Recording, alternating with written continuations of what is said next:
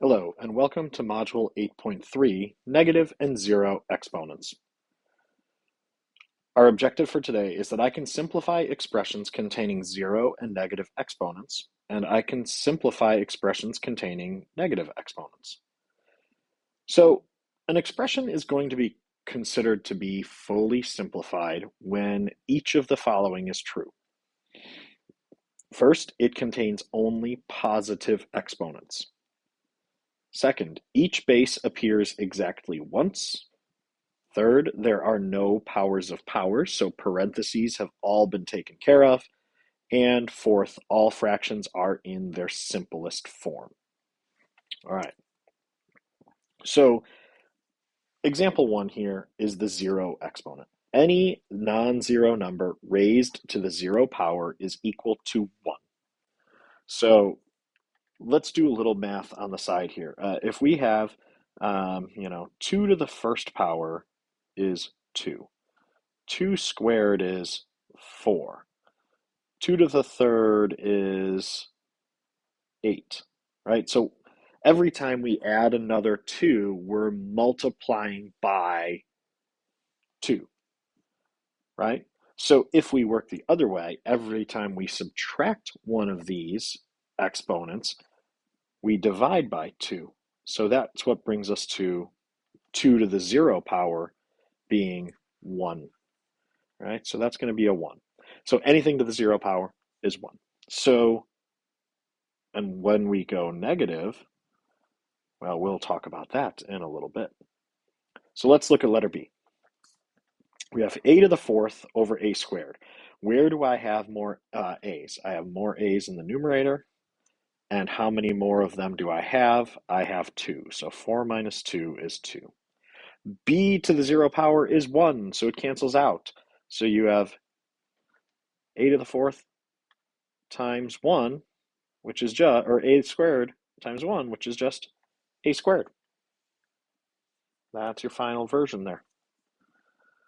Letter C, we have the quantity negative 8m squared n p to the eighth over 9k squared m n to the fourth, all to the 0 power.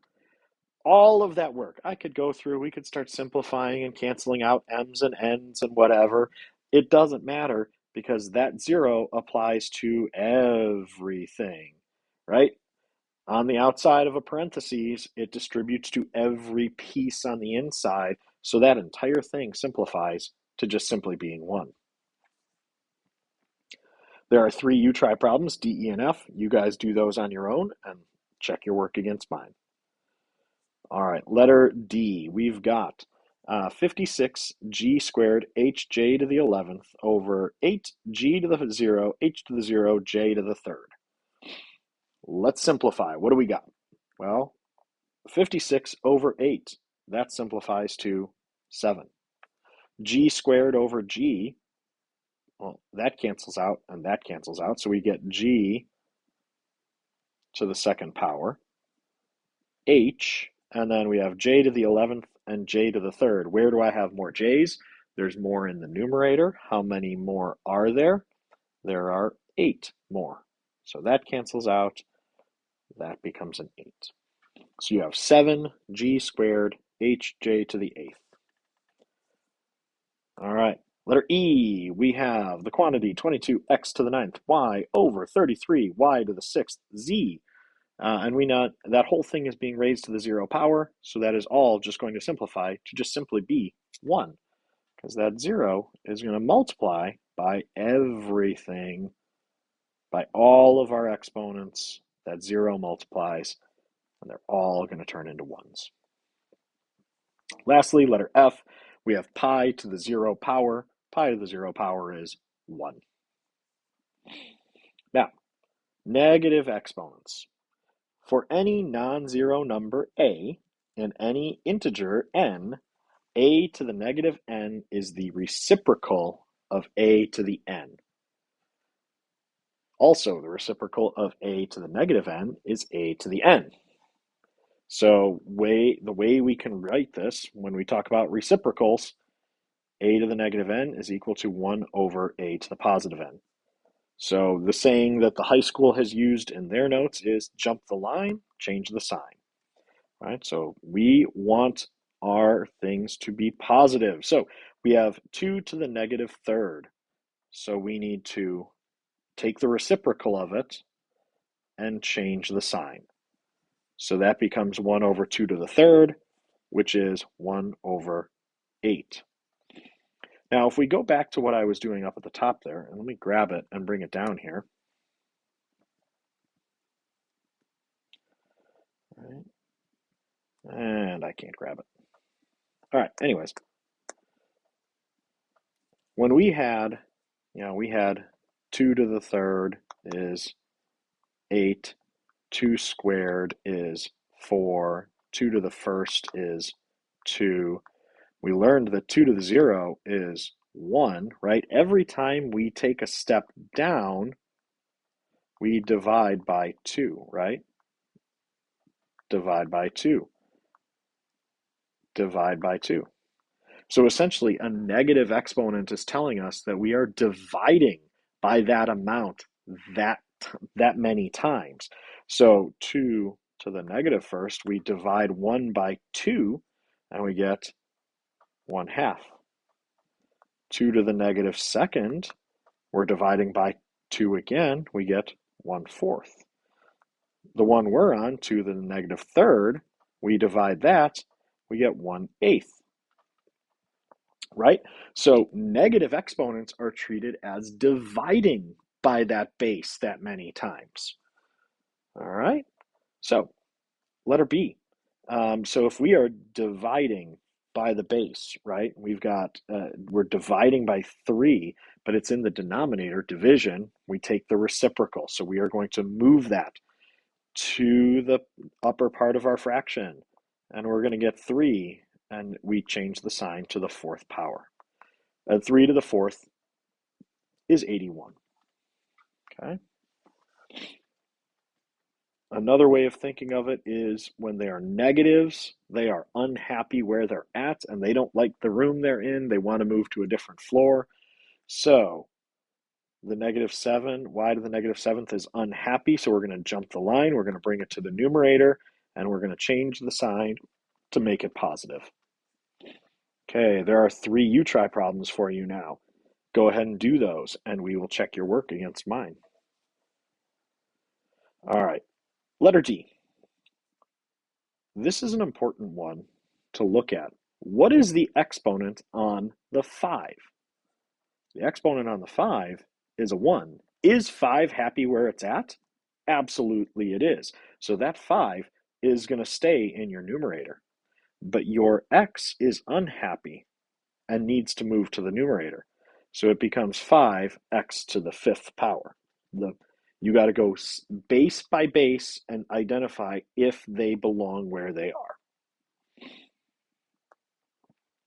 Letter E, we have -5 to the -3rd power. So that negative sign stays out in front. And we're going to flip our fraction. So we're going to make it 5 to the 3rd power, which is going to be -1 over 125. And lastly, letter F, y to the -6th. Right? Remember, we can think of that as being a fraction over 1. We're going to move it to the denominator now. So 1 over y to the +6th. All right. So now we're going to go to the backside here, and we're going to simplify expressions with negative exponents. We've got 4 that we're going to do as a group. We'll have 4 that you're going to do on your own. So letter A. We have a to the 3rd, b to the -4th, c to the -2nd. So we are going to step by step go through this, each base, and simplify if we can. And if we can't, we're going to make sure that we have no negative exponents. So a to the 3rd, that term is happy where it's at. It's going to stay in the numerator. Okay. B to the -4th. Is B to the -4th happy where it's at? No, it's not. It needs to jump the line. We're going to bring it to the denominator. So we have B to the positive fourth. C to the negative second, is it happy in the denominator? No, it's not. So we're going to move it to the numerator. And so our simplified version is a cubed c squared over b to the fourth. Letter B. We have a couple things going on. So let's go one piece at a time. B to the negative fourth. Is it happy where it's at? It's not. So we bring it to the denominator. B to the fourth now. All right. Is c to the zero happy where it's at? Well, anything to the zero power is 1. So we have a 1 in our numerator. All right. This moved down below.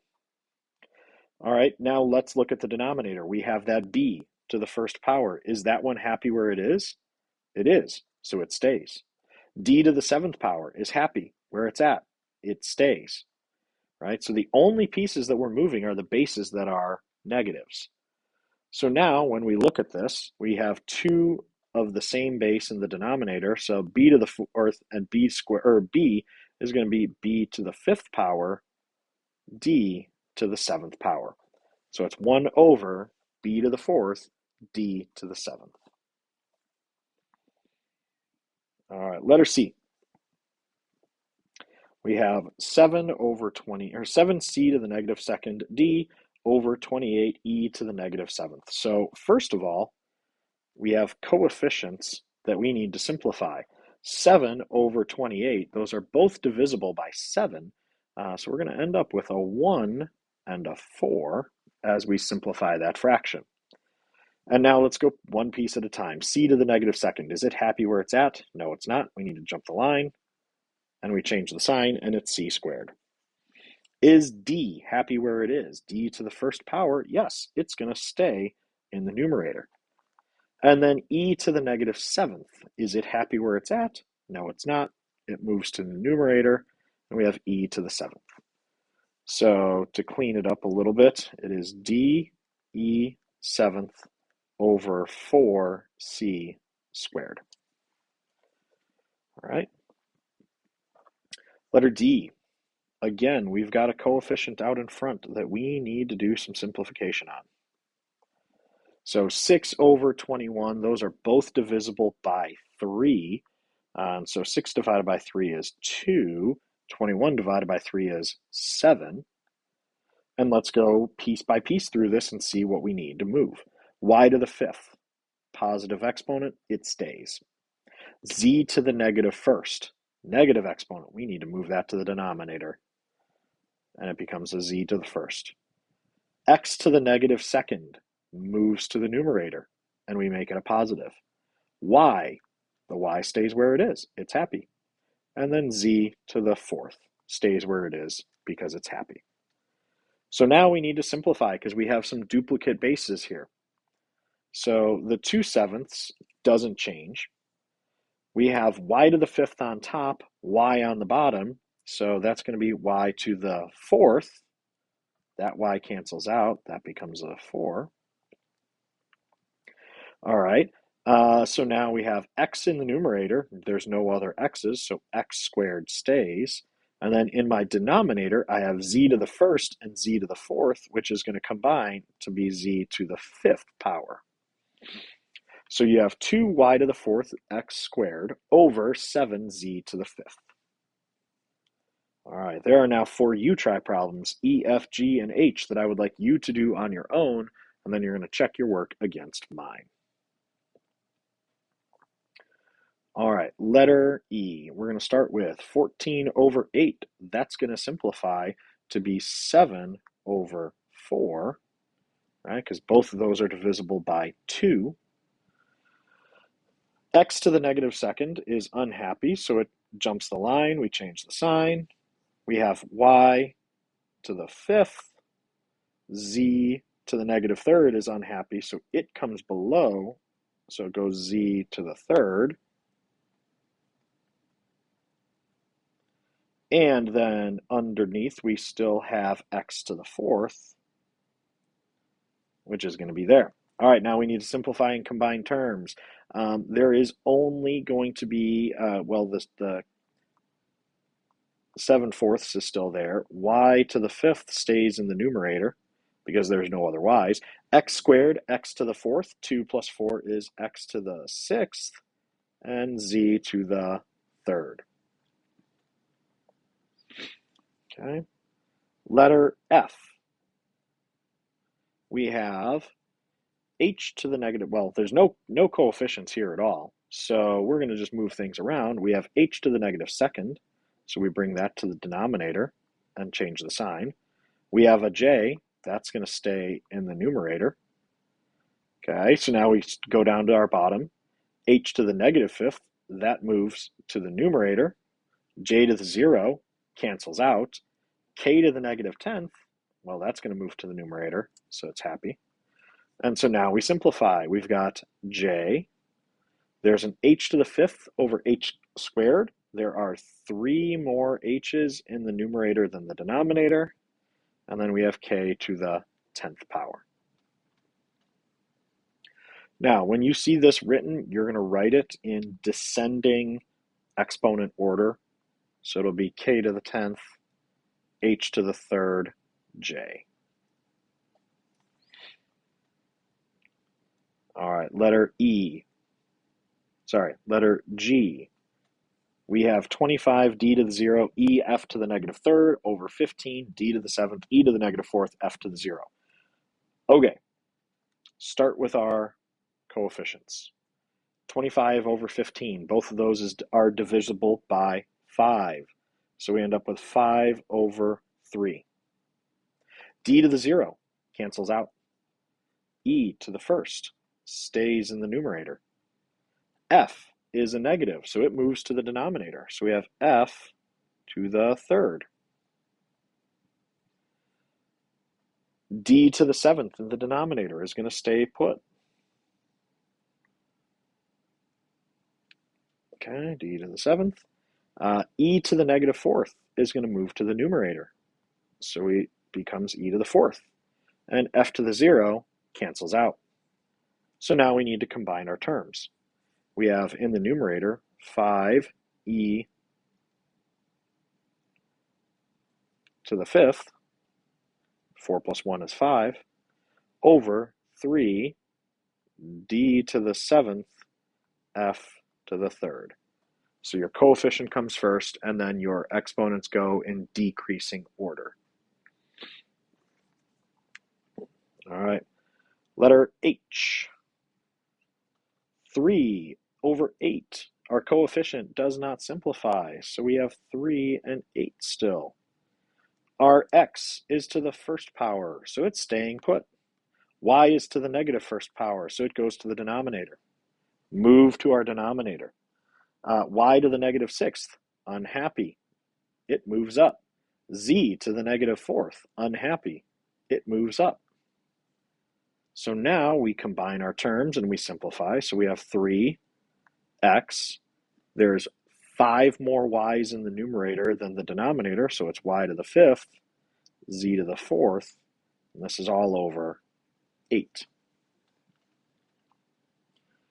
All right, so example 4 is applying properties of exponents. Order of magnitude is used to compare measures and to estimate and perform rough calculations. The order of magnitude of a quantity is the number rounded to the nearest power of 10. So that's kind of a key distinction there. It is to the nearest, rounded to the nearest power of 10. For example, the power of 10 closest to 105 million is 10 to the 8th, or 100 million. So the order of magnitude of 105 million is 10 to the 8th. So the maximum speed of a peregrine falcon is about 90 meters per second. The maximum speed of a garden snail is about 0.01 meters per second. How many orders of magnitude as fast as a peregrine falcon is a garden snail? So the way we do this, we're going to do the snail, and I'm on the highlight tool. So snail over falcon.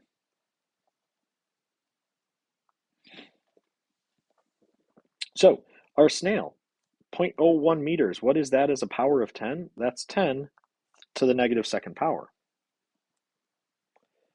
Okay. And 90 meters is going to be the closest is 100, which would be 10 to the second power. We have a negative exponent, so we move it to the denominator. So we have 1 over 10 squared,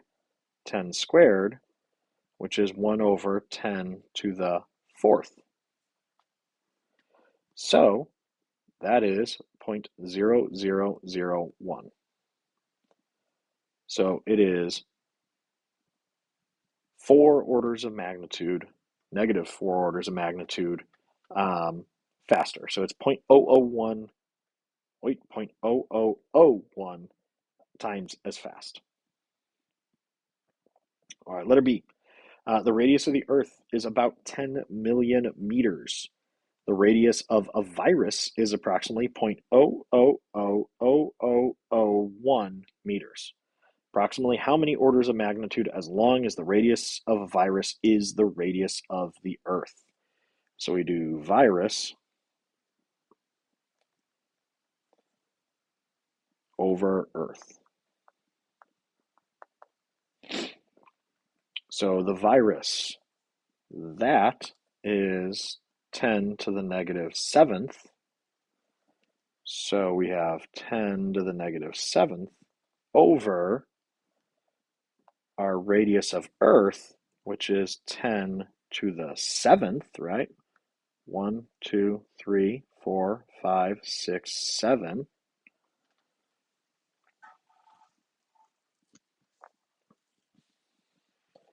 And we've got 1 over 10 to the 14th.